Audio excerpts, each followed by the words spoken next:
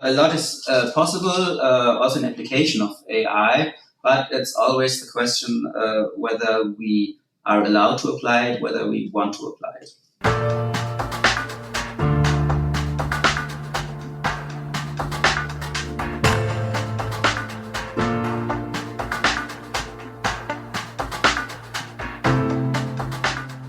Welcome to a brand new episode of our podcast, Human and AI, Minds Machine Integrating Descent.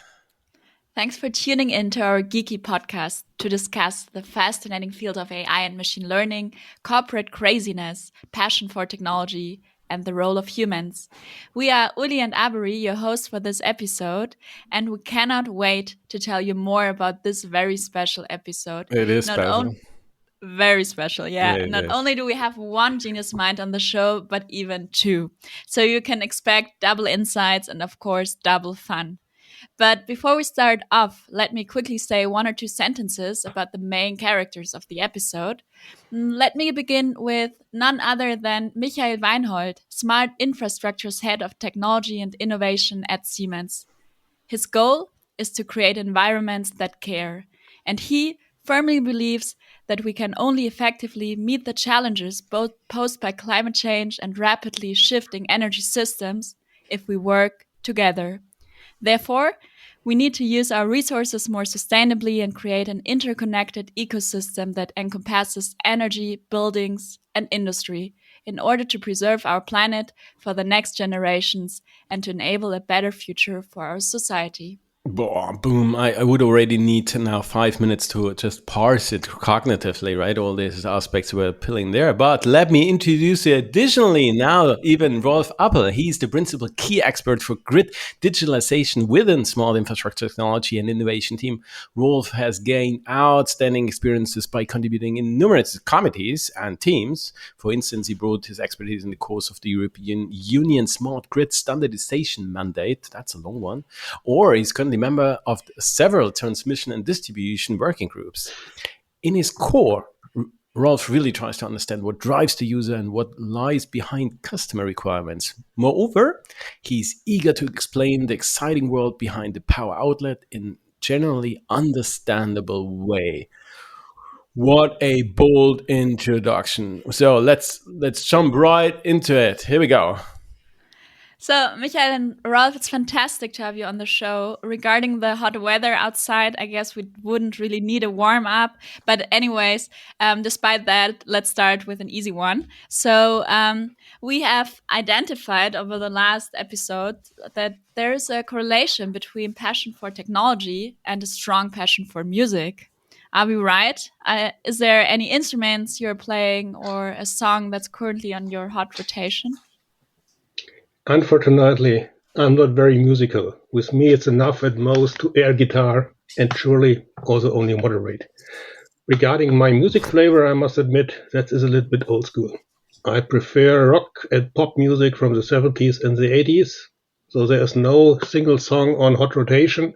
It's Nuremberg's local radio station, Radio Gong, which usually tuned in my radio. There you go. Let's have a little group here. Okay. Yeah.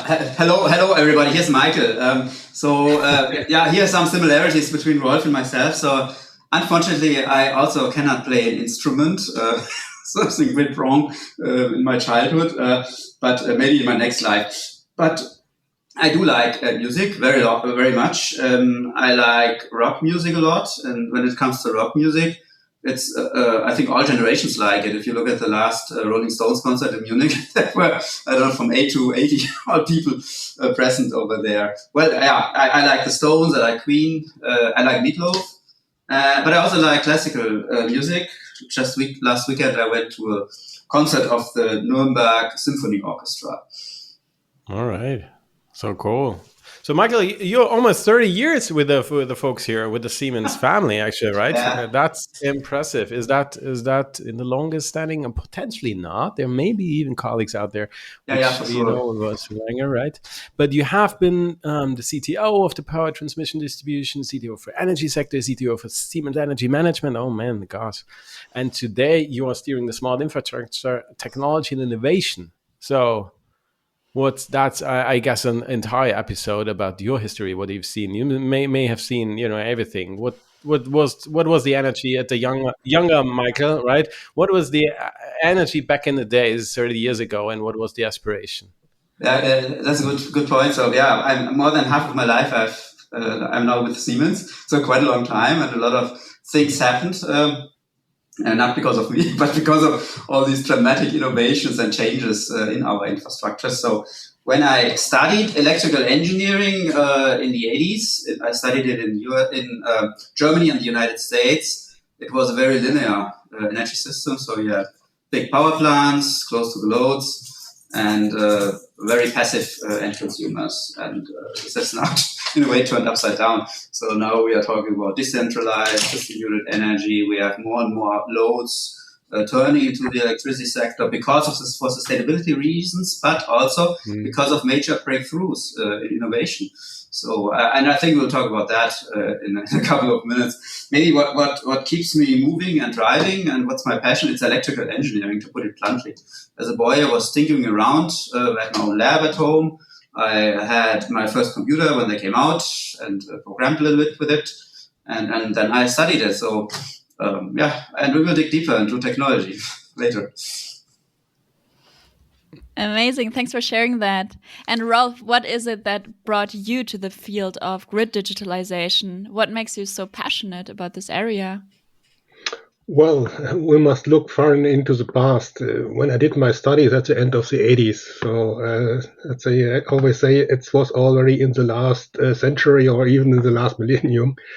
My interest was in the direction of computer technology. But when I went out and looking for a topic for my student research project, I found the topics around pure computer technology rather boring.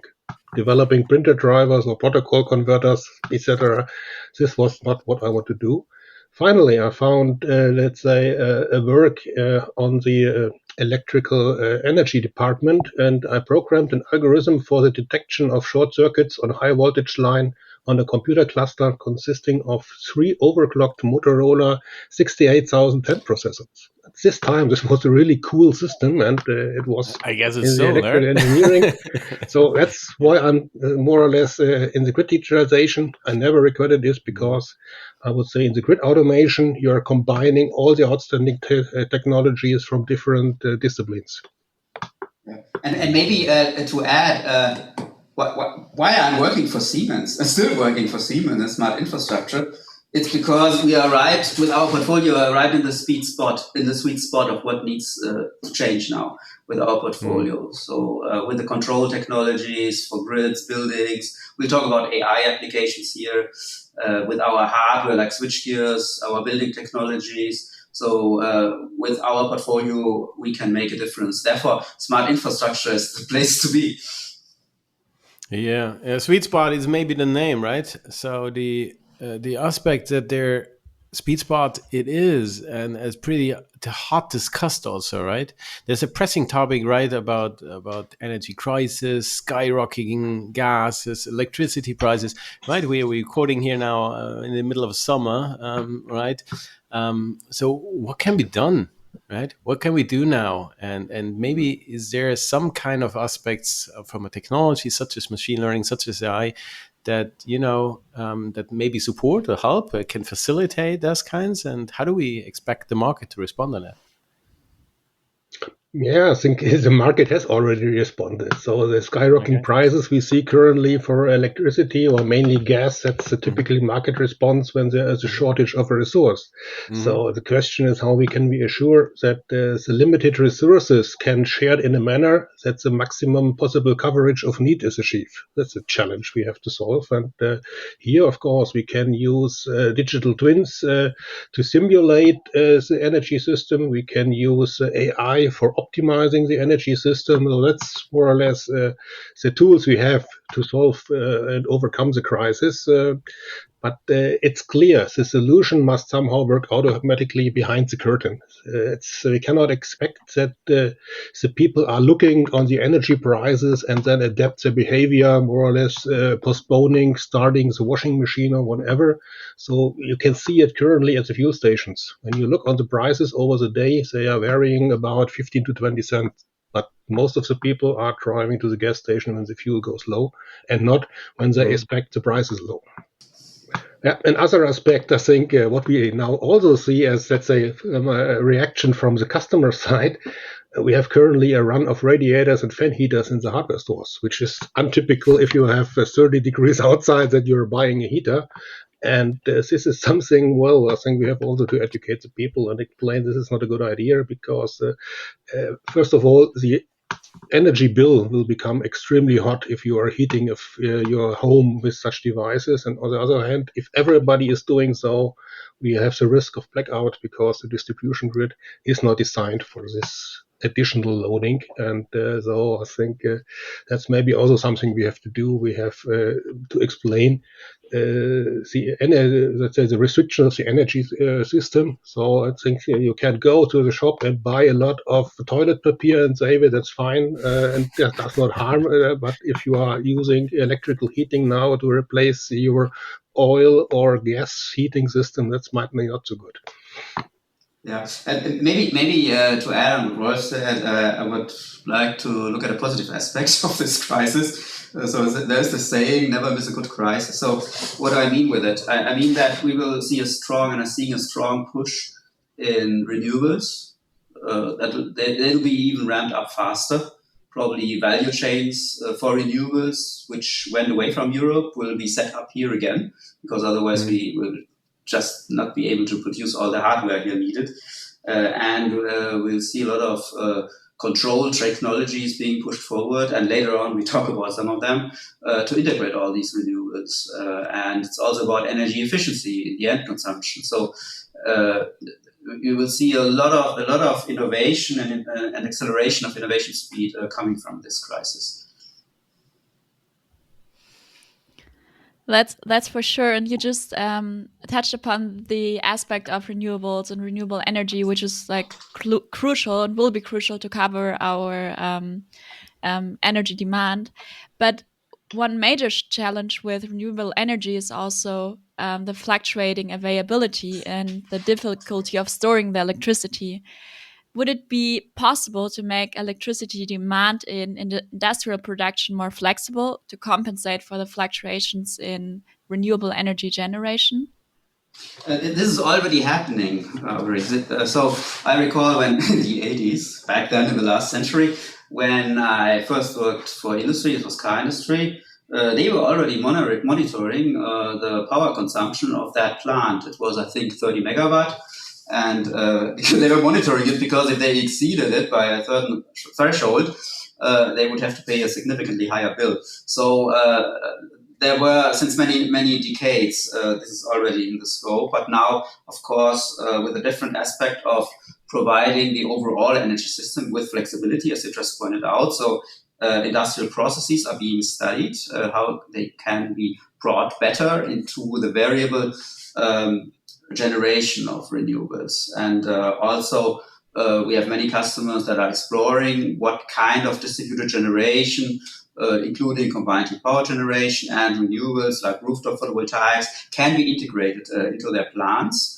And we have dedicated consulting departments which are helping our customers not only studying the potential, but also then how to realize it with products, with control technologies. And the same, what I said for industry is of course true for buildings and campuses. So what has started years back is now even more important. Of course, maybe one other aspect, you have to look at what is the industrial process. Can you sort of delay it? Can you change it? Some chemical processes, or many, are not possible to change. They have to run 24/7. But others are, like ovens, for example, which are only powered up a couple of hours during the day. That they can be pushed into later hours. So this is being in full scope of any company, any industry I know. And again, coming back to your previous question, this is the kind of swarm intelligence that's at work at the moment. And this is where I said we will see a lot of innovation push from the crisis. And even before the crisis, so in Germany, we had some government-funded projects, and the colleagues in Berlin. They analyzed all the factories at our Berlin location and identified flexibility.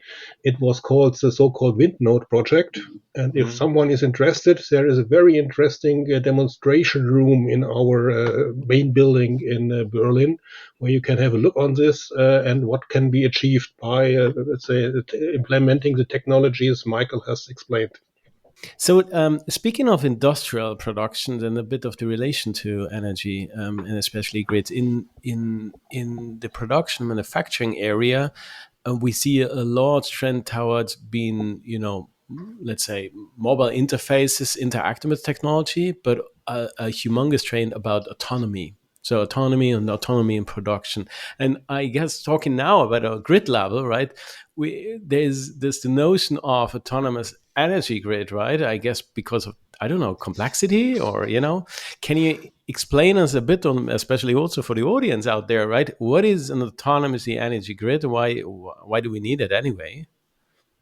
Yeah, I think as the grid becomes more and more complex, especially when it goes to the integration of the distributed energy resources, let's say the operators in the control centers, they cannot manage any longer. They need, let's say, more autonomic functionalities, and but it's not, let's say, 100% solution. So like switching on the autopilot, it's a successive solution. So like cars, power grids are evolving to increase their autonomy to several degrees of autonomy. So 100% autonomy grids I did not see up to now, especially maybe for very small microgrids or so. But many functionalities are now can operate in the closed loop mode. For example, the localization of a fault, the determination and execution of remedial actions. This is something we can now do fully automatically. And in principle, if the people are trusting the technology, we could really run it as an autonomous functionality. Typically, the system is preparing a proposal. The human operator is looking on it, says, okay, fine, and then it's executed. That's the way how it's implemented, but in principle, it could run 100% automatically. So similar approaches we have in the area of energy trading. When you think about peer-to-peer trading, it must run automatically. You cannot do it manually, that you are buying the energy if you want to run the washing machine, or if you want to make you a coffee or something like this. This must go automatically. So I think it's similar to an airplane. More and more tasks will be taken over by an autopilot, but there will be still an operator in the control room which has to take over the control when there's something unexpected and extraordinary.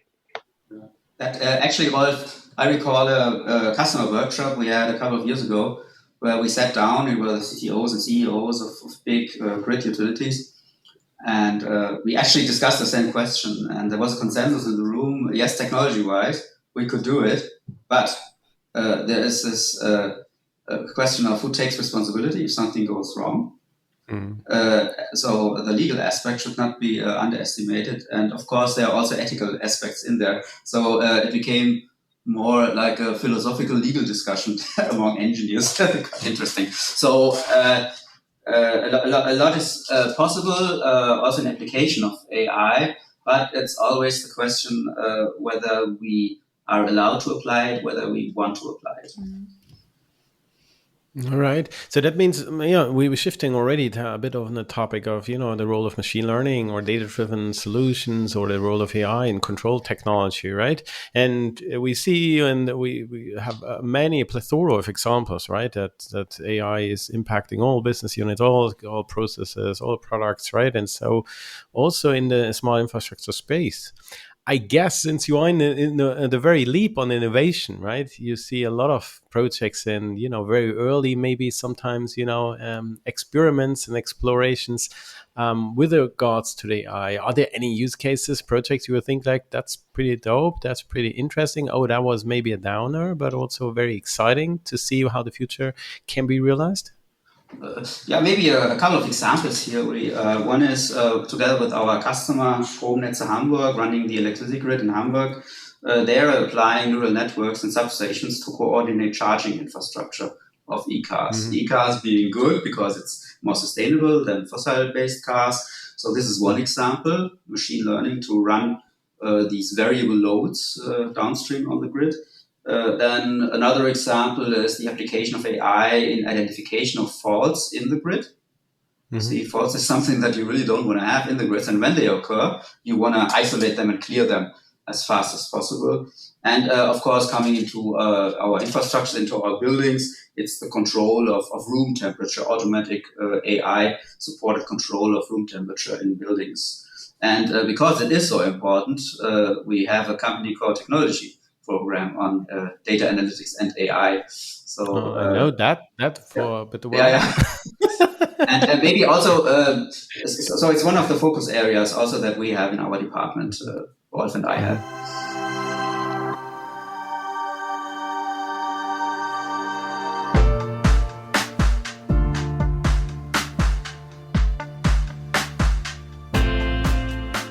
Rolf, I have another question for you. So we came across that high-level expert groups on AI and the IEEE, which is the Institute of Electrical and Electronics Engineers, so the world's largest association of engineers in the field of electrical engineering and computer science. So those experts have recently formulated ethical principles and moral values that should be adhered to in the design and deployment of AI. And these include something like respect for autonomy, non-maleficence, fairness, transparency, explainability, and accountability. And what is your view on this development of value systems for machines? Do you think they could allow good learning experiences to be distinguished from somehow bad ones? That's a tough one, Rolf. Yeah, very interesting question. So I think it's not a question if they can it, so we have to do it. We have to implement such kind of distinguishing between good practice and bad practice if we want to allow machines to continue learning while they are in use. So as long if we are switch offing the learning when it left the factory, it's okay. But if you want to leave to learn them on lifetime, then we have to give them this ability to distinguish between good and bad. And I had many discussions about this with experts, and there was one proposal from an expert saying, why not machines who are interacting with people, that they can count the smiles and more or less use the number of smiles they earn as a ratio about, say, if they are working good or bad. And it sounds, in the first moment, it sounds like a good idea, but let's imagine the following situation. There's a robot nurse pushing a disabled people in a wheelchair, and unfortunately, this robot nurse oversees a pothole in the way, and then the person gets really shaken in the wheelchair when it passes over. And there is a small, there's a group of young people standing nearby, and they cannot avoid to smile about this. And that's the question now: what has the machine learned here? And I think this is really a challenging one. So I think we have to think about it and find ways. So maybe smiling is a first step, but then we have to distinguish who is smiling to get the right smiles and not the wrong ones. And so I think there is many things to do there, and but I hope it will be solved when I'm in the age that I need such kind of elderly care. And where do you see the greatest challenge to define what is good or bad in that sense, or how the machine could detect what is good or bad? Yeah, in principle, the machine should serve the humans. So you need a feedback from the humans, which could be a smile. But then you have really to find out, let's say, which is the human, which is the right, give you the right feedback there. And of course, if you think about a simulation with a wheelchair, and more or less the nurse gives way to a small group of pupils or whatever, so that they can get the bus because they're in a hurry, and they get the smiles from there, then of course these are positive smiles.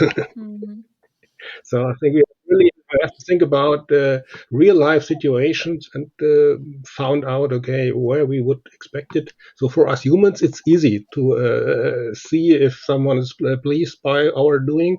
For a machine, I think this is really the biggest challenge.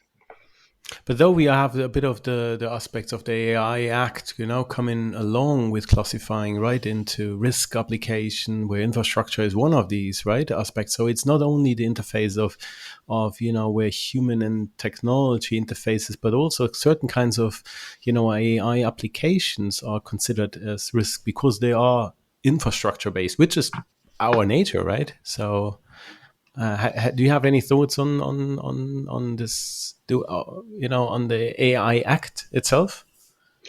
Yeah, when it comes to infrastructure, I think if we are in the technical systems, then defining the KPIs for the technical system, if it operates good or bad, this is something. It's much easier than, let's say, find a KPI if you are a police person or not.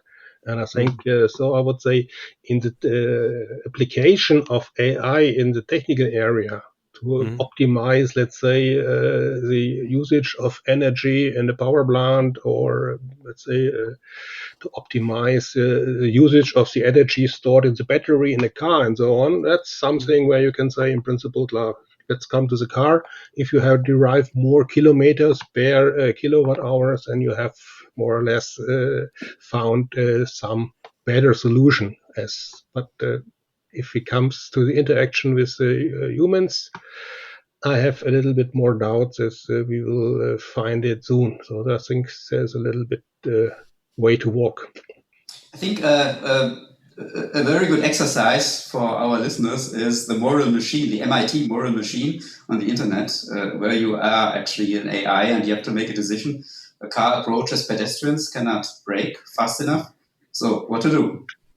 Should the car sacrifice the people in the car, or should it run over the pedestrians? So here you come into moral questions, which are also for us humans difficult to answer. Yeah, and pretty tough to elaborate, even though we hope that we're not bound to, I think it frames a discussion about, the role of autonomy and semi-automated systems. But it's still on a legal bound pretty clear that, or that, you shall not, human is human. There is no differentiation between human, isn't it? Right. Yeah. Whether it's given age or not. Yeah, that's right. But on the other hand, when you look on, let's say, the discussion we had recently with Corona and the triage, so yeah, in some situation it might be the need to distinguish between human and human, and hopefully we have not to implement such functionality in our machines.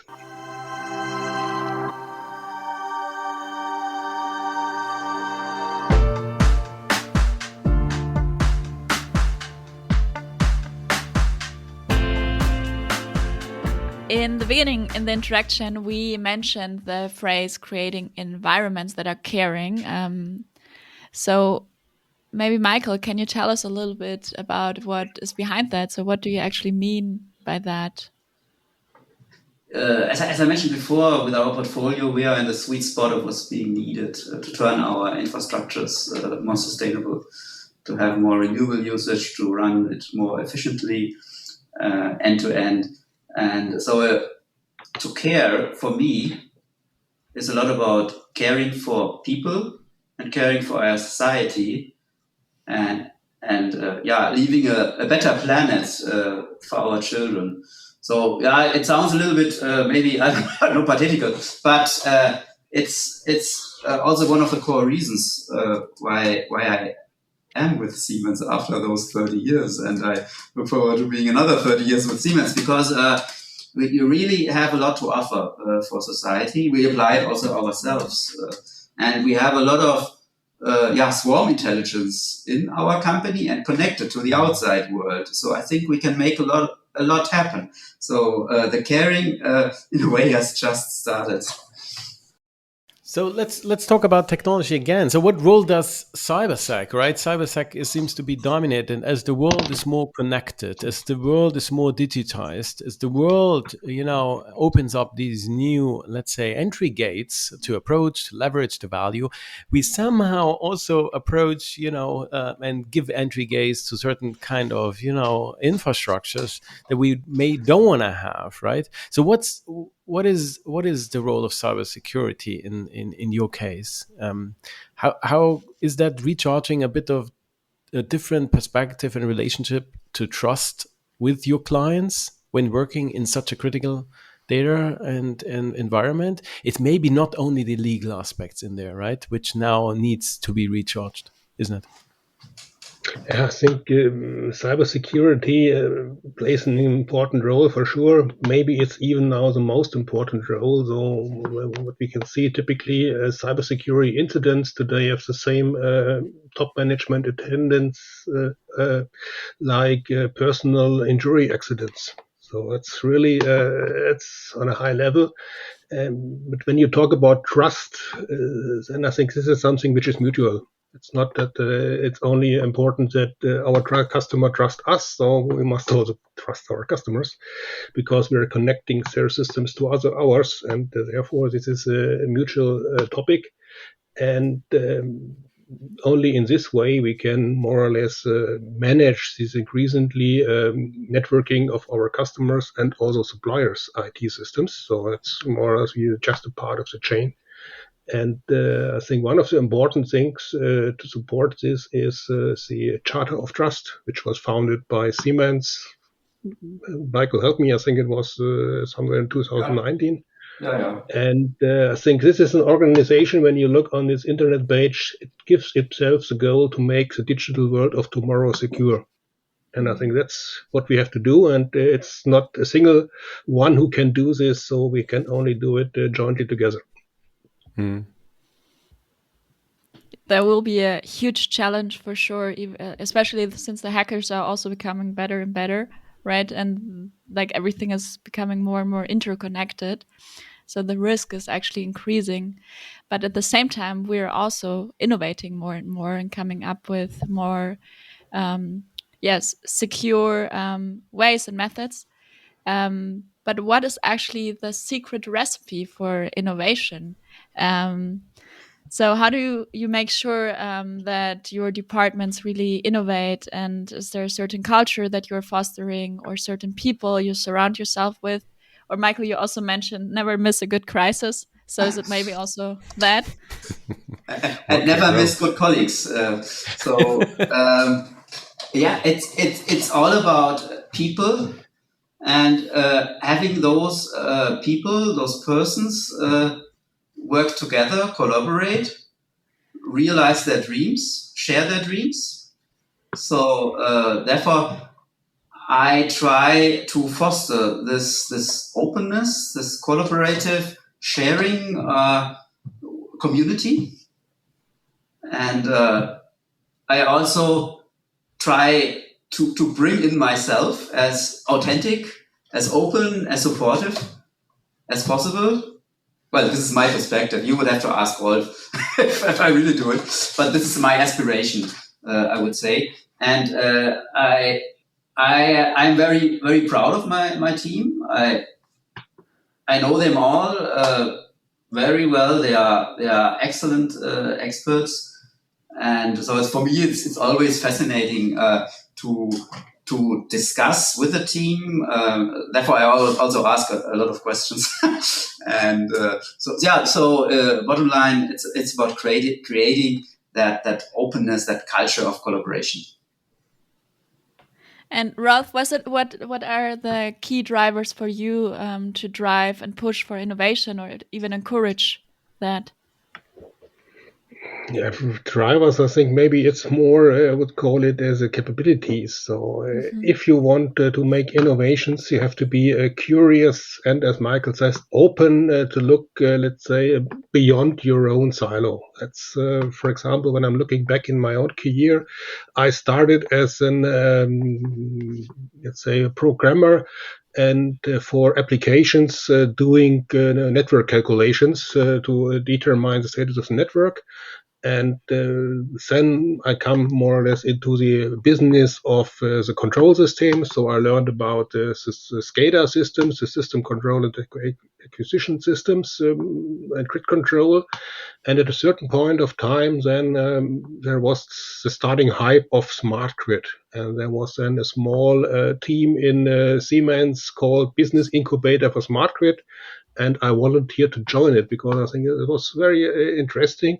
And within this job, I got the task to invite, let's say, from all business units in Siemens, and it was much more at this time, those one who could contribute for a concept for the city of Masta to make, let's say, a concept for, let's say, the first sustainable cities ever, and it was really fun. So we had working workshops at the airport Nuremberg, so everybody fly in, we make the workshops, and finally we made a very good presentation to the customer, or let's say to the Sheikh of Abu Dhabi.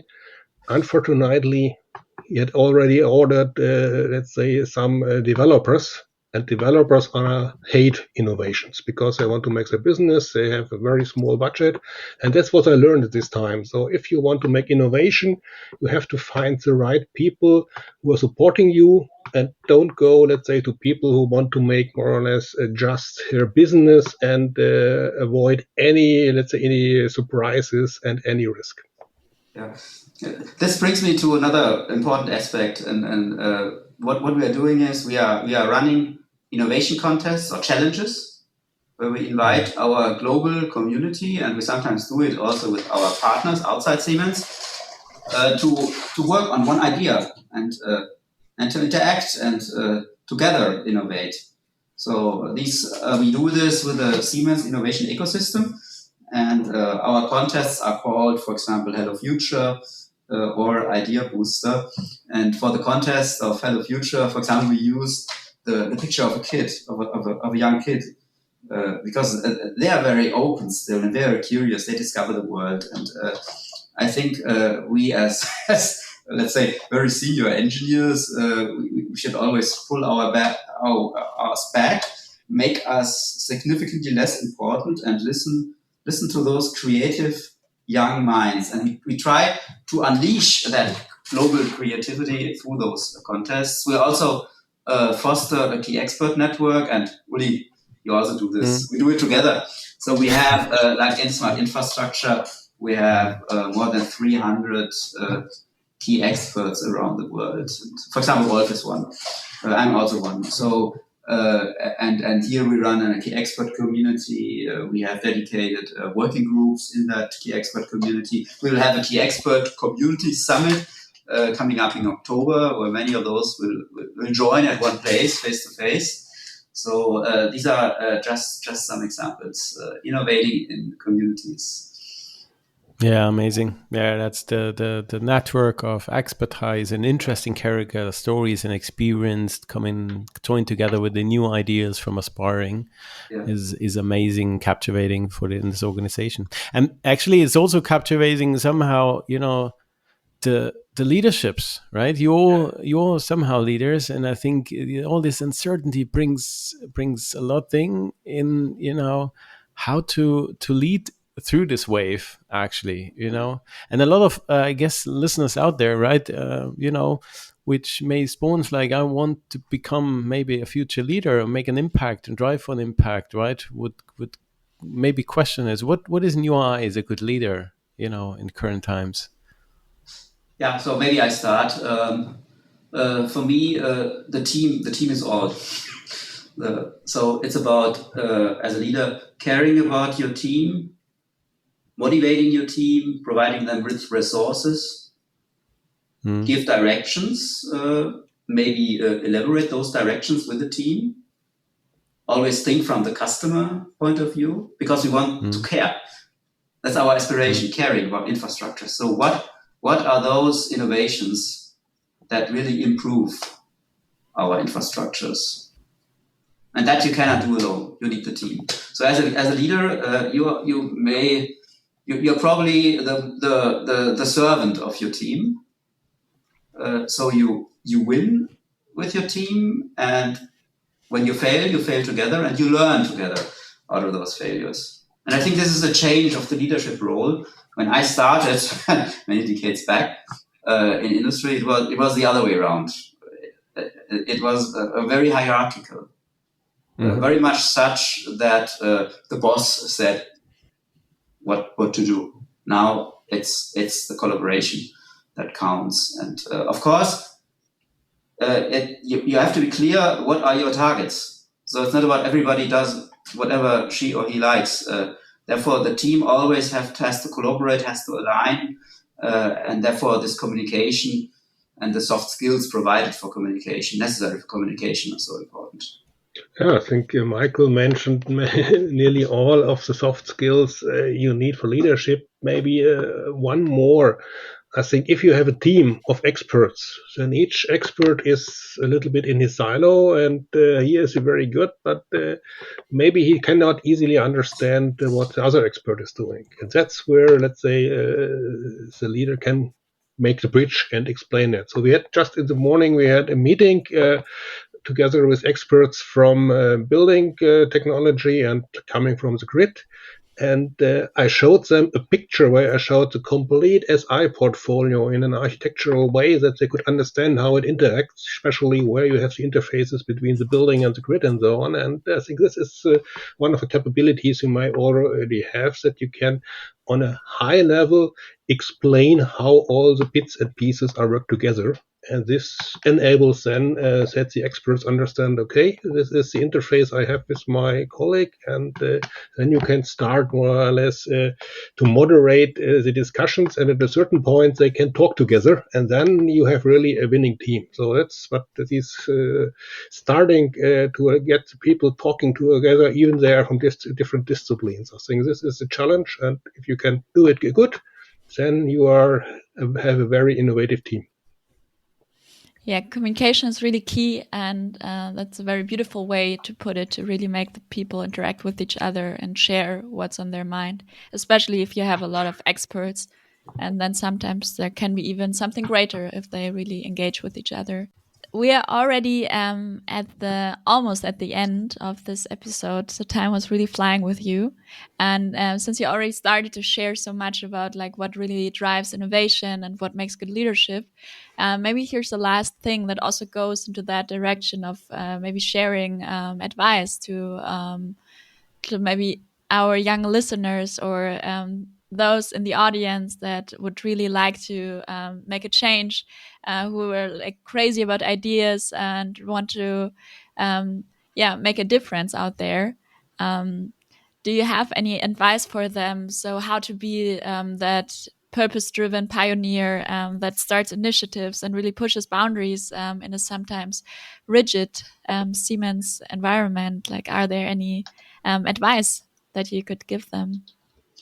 Yeah. Some of those you mentioned already. So you have to, of course, you have to burn for your idea or your ideas. You have to be passionate about them. You should never give up. So all the innovators, they went, as you say, the extra mile. And but it's also a lot of hard work.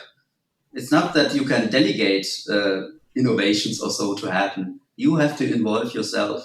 And what I experienced in many teams that I watched, or also myself, these people they tend to meet each other. So those innovators, they tend to, maybe like magnets, they come to each other kind of automatically, and then together they realize it. So that's the good news. Fight for it. Fight for your idea. Be passionate about it. Make it public, the idea. If you don't come through, call Lee, and we figure out how to do it.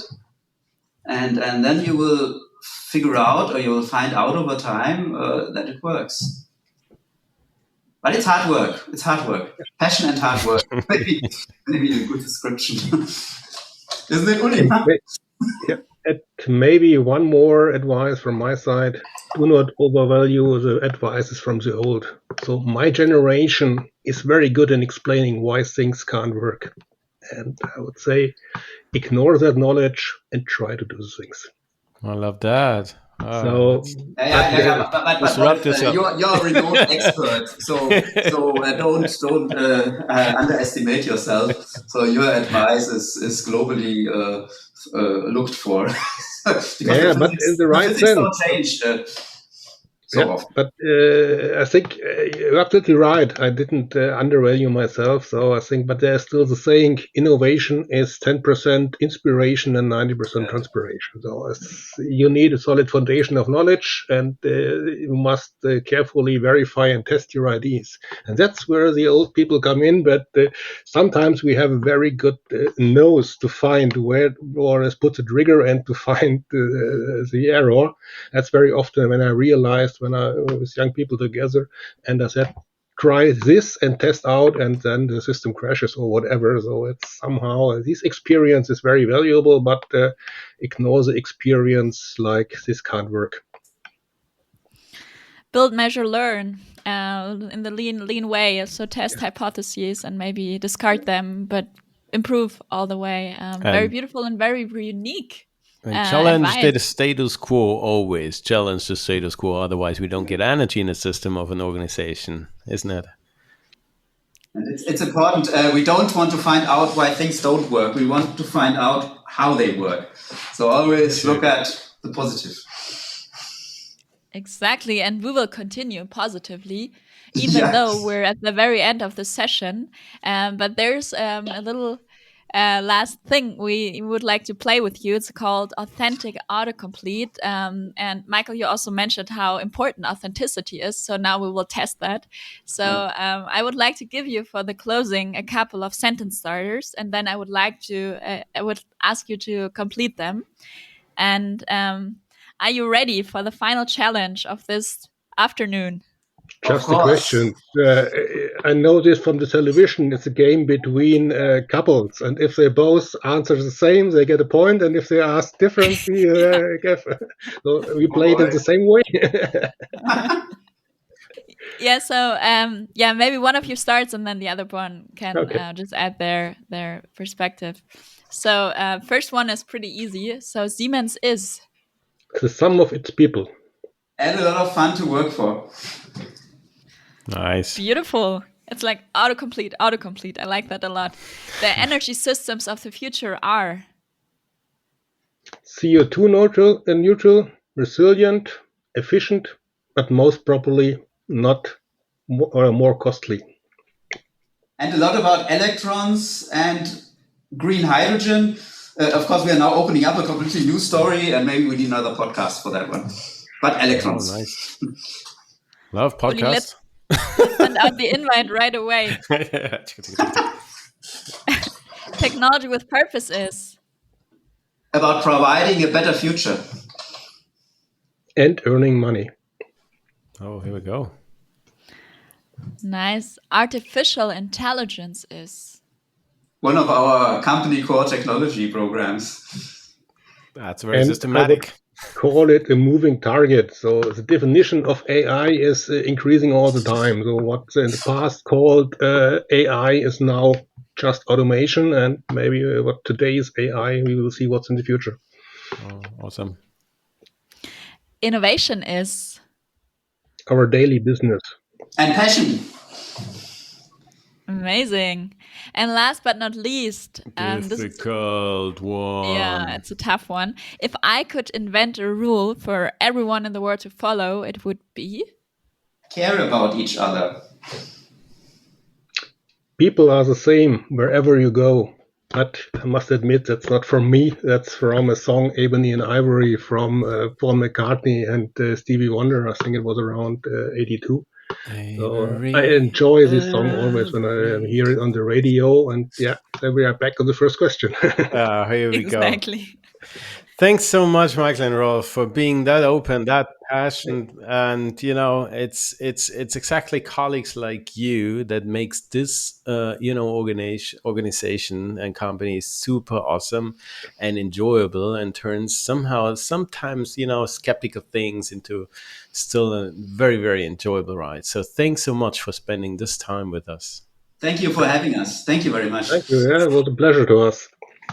And folks out there, stay, you heard it, get connected to maybe, tune in on LinkedIn to connect with Michael and Rolf directly, or tune on their, hackathons, which they sometimes participate, or idea challenge that they may pill through, universities or other ecosystem players. And obviously comment, share your comments, what we can improve to stay tuned by and stay bold, committed, and open-minded. And we hear us at the next Siemens AI Lab podcast. Cheers.